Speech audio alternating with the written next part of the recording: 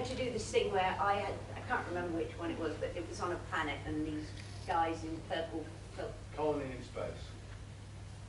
No, these Planet of the Daleks. people with purple fur coats on. And it wasn't me in the purple fur coat. Yeah, and it was it, whatever, anyway. And I know I had to improvise for the first time in that because they said, oh, we haven't got all the dialogue too. Is it time?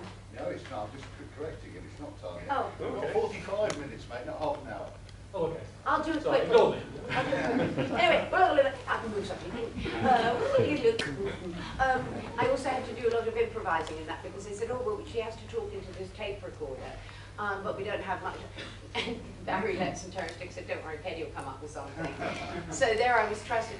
But what happens is they put it on another screen.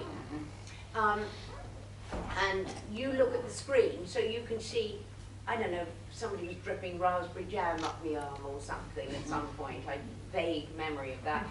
And I, of course, couldn't see the screen. So I realized how I had to learn everything completely to know exactly what movement they were going to do so that I could follow it. But all of this was wonderful. It was exciting. It was groundbreaking. And a lot of my memories are a bit weird because I didn't see. You know, when they said, can you abseil? And I said, yes, because I put water. And I thought, you know, I can't drive a car, but God damn it, you know, there's no one out there, is there, you know? And John, I wasn't very good in the mornings then, and John used to wake me every morning and he would bring me, little pieces of toast. He said, you'll be all right in a minute. And I remember this morning, and I suddenly looked at John, and we were driven to the occasion. I suddenly looked at John, this is all a bit weird. I said, where's the sea? He said, what sea?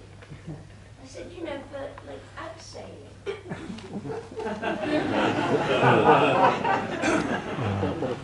No, darling, the habit boys are here. You're going to bounce down the side of this mountain on a piece of rope. Okay. So I did, twice.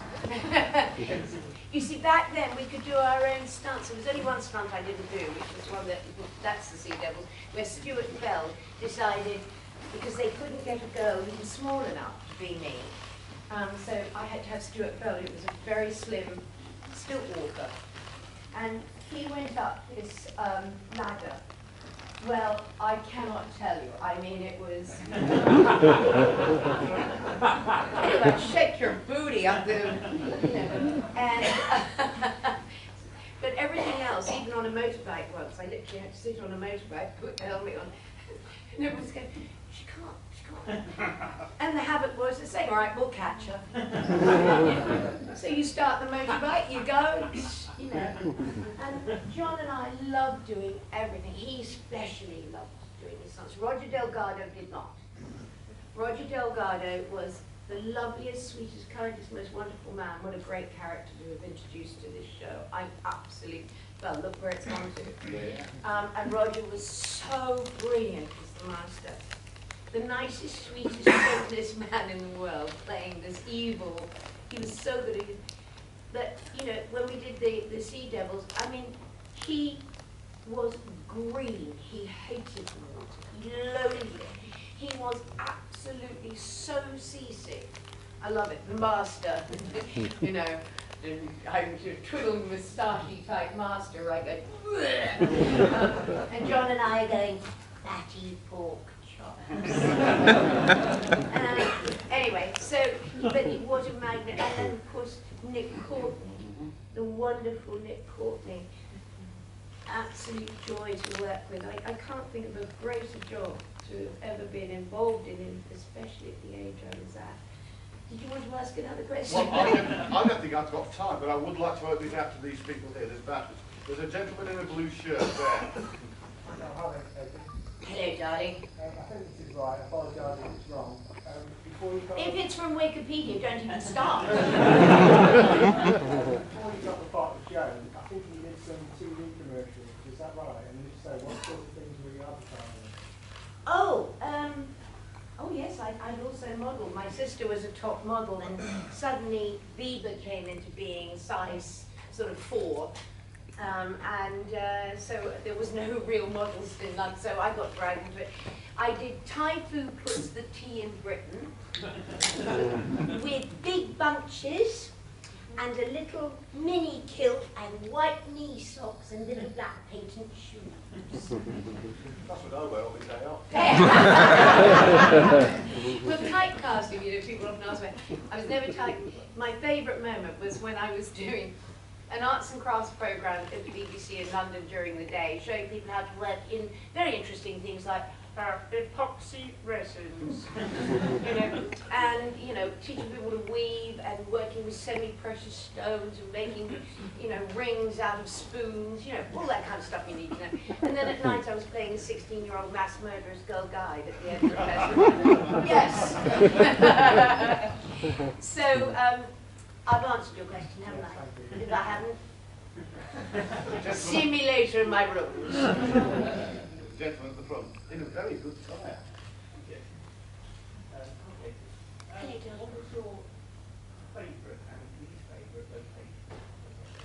They're all the same, darling. They're all cold and mad. Do you know, I have to have a kettle of boiling water poured around my feet to get my feet out of the ice that had formed while I was standing waiting to do a shot. I think they want something. You know, they're just putting stuff on the stage, ignore them. We're not here, Katy.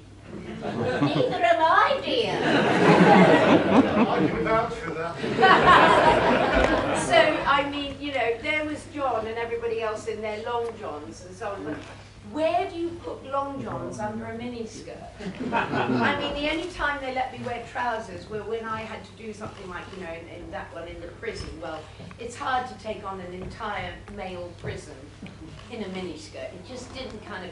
But the rest of the time, I was absolutely frozen, and I spent my life underneath John's cloak. I mean, that was my place, my little place of warmth. But so basically, all of the locations, even when we did, what's that one, Devil's End? The Demons. The Demons. We had snow. It was April, so I thought, oh, this is great, it's going to be the first warm location. No, John wakes me up one day and says, look outside. I said, what? He said, put your glasses on. And I looked out and said, there's snow, middle of April, dancing around a maypole. And then, you know, so it was, I mean, freak weather conditions in Dungeness, a line I will never forget, was created simply and utterly because in one day we had snow, rain, fog, pure sunshine, just amazing. And now I look where they go on location. Oh, really? Just to digress a minute, because I may have imagined Digress, he's a Welshman, isn't he? Yes, That's right. that's funny. Very Pakistani that went, didn't it? My nickname is Parky, so they... Oh, well, there we go. Is that because you're a good interviewer? Yes, my name's Parks. Oh, right. Any case, I may have been drunk, or I may have dreamt it, but I seem to remember you playing darts on television in the 70s. Yes. Okay. Do you think with Michael Benty? That's right. I think it was on World of Sport or something like that. It was a charity thing, because I also did Star Games, if anybody remembers that.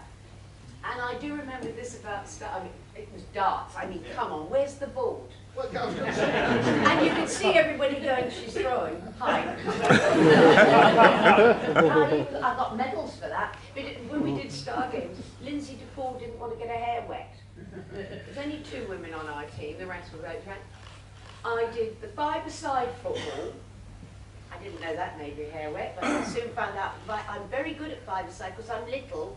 I'm like a little terrier. I can get through the legs right there. When I can see the ball. Which end is our goal? Who knows? Just, you know. I had to do the rowing. I had to do the swimming and everything. So, you know, let's just say, the only difference is I never know which way I should be headed. But I'll have a go at anything. Well, I'm afraid time has been, Miss Katy. We've ended on darts. We've ended on darts. It's the first time you've ever entered an interview on darts. Do you know, you're the first person who's ever brought that up. That's because everyone else is too intelligent to mention. No, I appreciate it. And thank you for being so lovely and